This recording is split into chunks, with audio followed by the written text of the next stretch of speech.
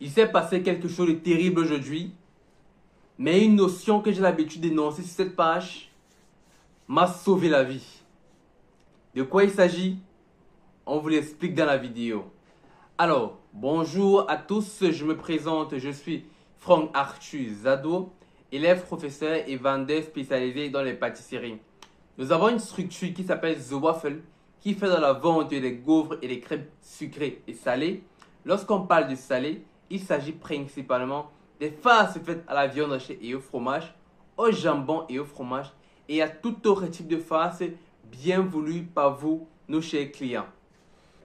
Alors, en introduction, comme nous l'avons dit, il s'est passé quelque chose de terrible au sein d'un des établissements dans lesquels nous travaillons, mais une notion qu'on a l'habitude de dénoncer sur cette page, mais qui est prise à la légère par beaucoup de gens qui font dans le business, nous a sauvé la vie.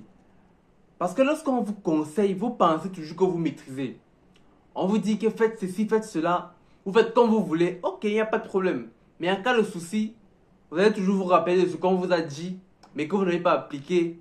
Et comme on le dit toujours, conséquence conseille mieux que conseil. Je répète, conséquence conseille mieux que conseil. C'est grâce aux erreurs qu'on apprend, en gros. Alors, qu'est-ce qui s'est passé concrètement? Ce matin, dans un établissement dans lequel nous travaillons, je suis arrivé et j'ai commencé à faire les crêpes sucrées comme d'habitude. Mais à un moment donné, je me rends compte que la crêpière sur laquelle je travaille, parce que nous on travaille avec les crêpières électriques, la crêpière sur laquelle je travaille, à un moment donné, au niveau de la crêpe, elle ne chauffait plus.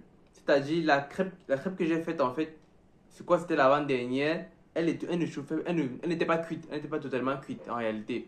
Et là, ça m'a beaucoup intrigué. J'ai d'abord arrêté parce que habituellement, dans chaque stand, on a deux crêpières. C'est déjà à la base.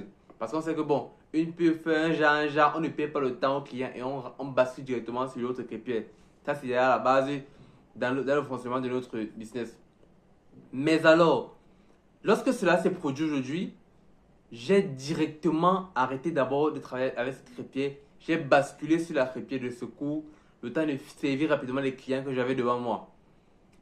Par la suite, je suis revenu, lorsque c'était un peu plus calme, je suis revenu sur la crêpière de base et je me suis rendu compte qu'elle s'allumait, le thermostat donnait normalement, mais ça ne chauffait pas. Ça m'était déjà arrivé avec les gaufriers, donc j'avais une idée du problème qu'on pourrait détecter avec le technicien. Et en réalité, c'est la fatale qui s'est passée quand on est allé chez le technicien. Quand en partant de là, j'ai dit à mes collaboratrices, à nos collaboratrices, si ça ne réchauffe pas dans quelques instants, faites-moi signe, je vais venir reprendre la crêpière. Et je crois 1h30, j'ai appelé et elles m'ont dit, bon, ça ne chauffe plus. Ça ne chauffe pas. J'ai compris que bon, c'est mort, c'est mort. Quand ça arrive déjà, faut pas perdre le temps. Il faut rapidement acheter une autre crêpière. Et c'est là qu'intervient une notion fondamentale qui est ce qu'on appelle le fonds d'urgence. Lorsqu'on vous demande d'avoir un fonds d'urgence pour votre business, c'est pour pallier à tout problème qui pourrait survenir de manière inattendue dans votre activité. Ce genre de problème peut survenir régulièrement dans votre activité. Vous pourrez avoir, je sais pas, vous pourriez avoir un matériel qui vous lâche à la dernière minute. Vous devez rapidement le remplacer afin de ne pas perdre le temps ou alors avoir ce qu'on appelle des machines de secours. C'est pourquoi dans les industries, il y a toujours un département qui est chargé de faire de la maintenance et qui a toujours les pièces de secours au cas où. Parce que la chaîne ne doit pas s'arrêter parce qu'une pièce est défectueuse. On la remplace, on la répare après. C'est comme ça. Et c'est ça que c'est un fonds d'urgence. Lorsque vous avez mis en place un fonds d'urgence dans votre business, vous pouvez facilement l'utiliser pour résoudre les problèmes rapidement possible. Et c'est ce qui s'est passé. Lorsqu'elles m'ont dit que bon, la machine ne chauffe plus, directement je suis reparti au marché, acheter une nouvelle crêpière et revenir l'installer. Parce que je savais automatiquement que ça n'allait plus donner. Parce que je connais exactement le problème que ça peut avoir. Mais malheureusement, lorsque je suis allé chez le technicien, on a confirmé avec ce que je pensais déjà. C'était la résistance qui était coupée à l'intérieur. Vous savez, les machines que nous utilisons, ce ne sont pas les machines à usage professionnel. Pourquoi? Parce que, comme j'avais déjà dit dans les vidéos précédentes, il est très difficile de trouver des machines de qualité sur le marché camerounais. Pour avoir des machines de qualité, il faut généralement les commander en Chine Ça coûte généralement là-bas entre 25 et 200, mais en fonction de la qualité, il faut compter le transport, la douane et tout cela.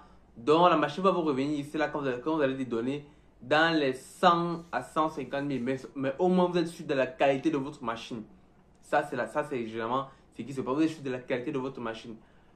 Mais pour les crêpières, c'est difficile de trouver des crêpières électriques dans les brocantes. Parce que moi j'ai l'habitude d'acheter les machines dans les brocantes parce qu'au moins là-bas, il y a quand même la qualité est meilleure par rapport au neuf. Le neuf, dans notre contexte camerounais, c'est de mauvaise qualité.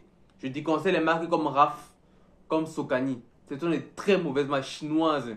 Et ce sont eux qui sont venus tuer le business en fait, je veux dire des brocantes. Parce que les brocantes, en fait, on retrouvait des machines de qualité. Malgré le fait qu'elles étaient déjà utilisées, elles étaient de qualité.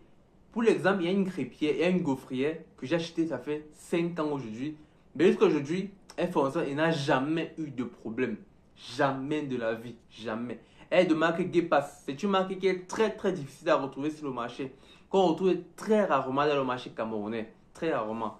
Donc si vous avez la possibilité de tomber sur une crêpière ou un gaufrier Guépas, je vous recommande de l'acheter. C'est très très très de bonne qualité. Donc, comme je disais, le fonds d'urgence, c'est quelque chose de fondamental. Mettez toujours un fonds d'urgence de côté. Le fonds d'urgence est collecté comment? C'est une partie du bénéfice net. Il y a ce qu'on appelle les charges variables, les charges fixes et le bénéfice. Lorsque vous faites votre activité, il faut toujours, après un chiffre d'affaires, répartir les différentes charges, et taxes et tout, et vous obtenez ce qu'on appelle un bénéfice net. Après avoir payé les salaires, les taxes et tout autre. Dans ce bénéfice net, il faut couper une partie, mettre de côté qui forme ce qu'on appelle votre fonds d'urgence. L'autre partie, vous la divisez soit entre vous les investisseurs ou les actionnaires, soit avec l'entreprise et le DG. C'est généralement comme ça qu'on divise les choses. Mais il faut toujours avoir ce qu'on appelle un fonds d'urgence parce que les problèmes, ça n'appelle pas au téléphone. Ça suffit au moment où on s'attend vraiment le moins possible. Donc, mettez en place des fonds d'urgence dans vos activités et vous serez en paix. Merci.